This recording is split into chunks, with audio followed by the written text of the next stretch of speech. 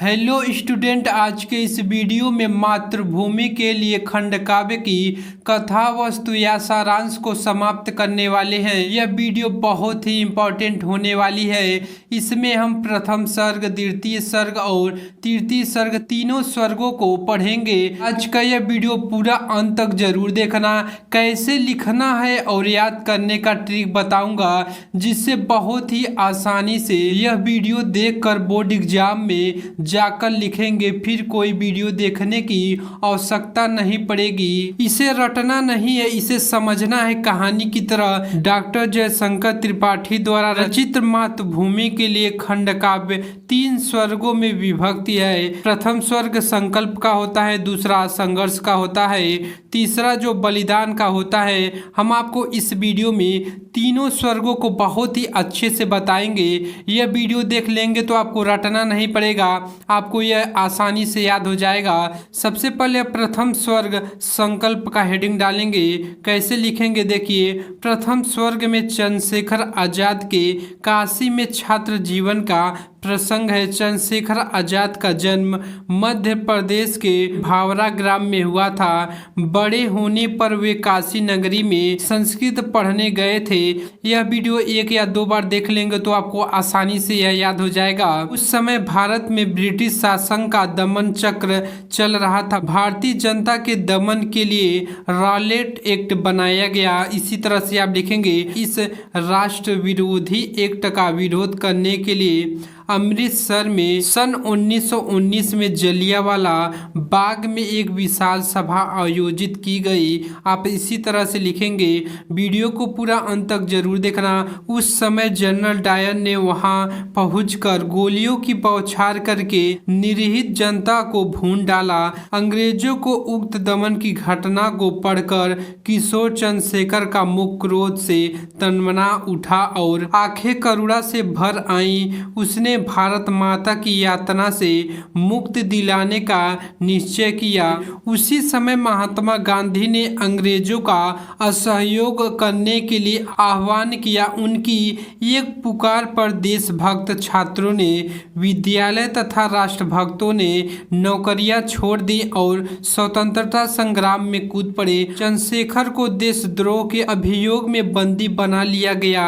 Magistrate के द्वारा परिचय पूछने पर उन्होंने अपना नाम आजाद, पिता का नाम स्वाधीन तथा घर जेलखाना बताया। चंद्रशेखर का साहस ऐसा था कि उसने जनता में असीम साहस का संचार किया।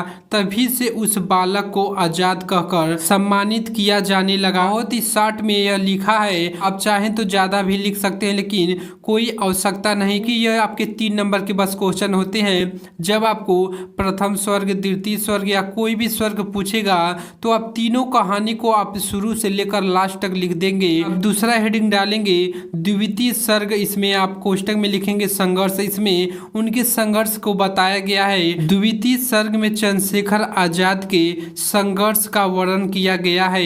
देश में असहयोग आंदोलन के मंद पड़ते ही चंद्रशेखर का झुकाव शस्त्र क्रांति की ओर हो गया। आप इसी तरह से लिखेंगे।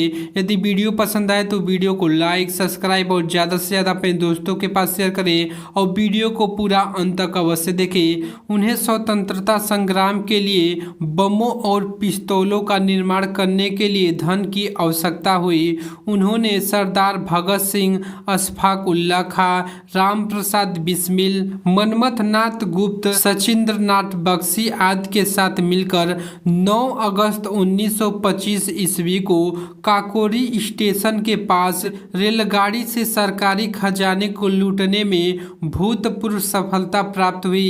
इस कांड में पकड़े जाने पर कुछ क्रांतिकारियों को फांसी और कुछ को जेल की सजा हुई, परंतु चंद्रशेखर आजाद और भगत सिंह सरकार की नज़र से बच निकले। सन 1928 ईस्वी में साइमन कमीशन भारत में हो रहे स्वाधीनता के झगड़े की जांच के लिए आया। इस कमीशन के सारे सदस्य अंग्रेज थे। जहां भी यह कमीशन गया वहीं उसका बहिष्कार और अपमान करके रोष प्रकट किया गया। पंजाब केसरी लाला लाजपत राय पर पुलिस अफसर स्टार्क ने लाठियों का घातक प्रहार किया, जिससे कुछ ही दिनों के बाद उनका देहांत हो गया।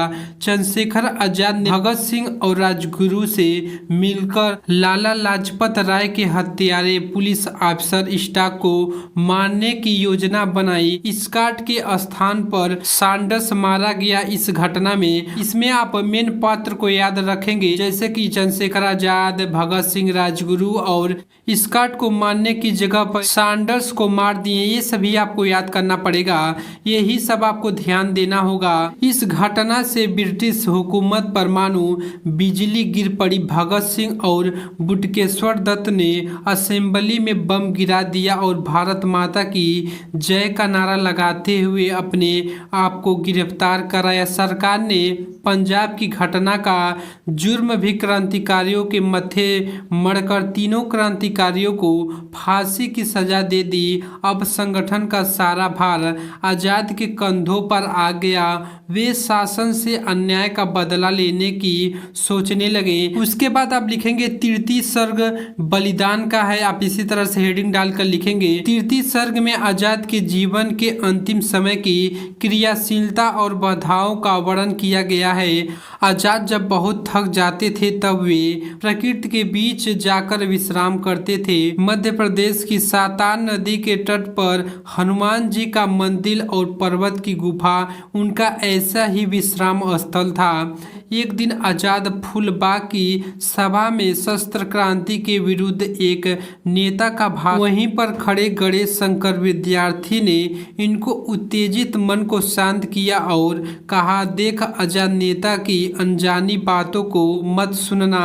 इन्होंने इस बात का भय था कि आजाद कहीं इस सभा को भंग न कर दे। फरवरी सन 1931 ईस्वी को प्रयाग के अल्फ्रेड पार्क में बैठकर वे कुछ मित्रों से बात कर रहे थे।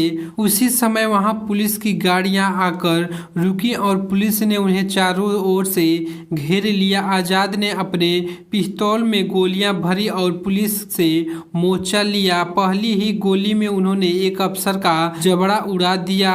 नाट बाबर नाम के अंग्रेज एसपी की कलाई उड़ा दी। वह निरंतर पुलिस पर गोलियां बरसाते रहे, परंतु जब उस एकाकी और वीर के पास अकेली गोली बची तो उसने अपनी कनपट्टी पर मारकर वीर गति प्राप्त कर ली। आजाद ने जिस जामुन के पेड़ की ओट लेकर संघर्ष किया, वह पेड़ भारतीय जनता का पूजा स्थल बन गया है। आप इसी तरह से मातृभूमि के लिए खंड काव्य लिखेंगे, पूरे 3 नंबर मिलेंगे।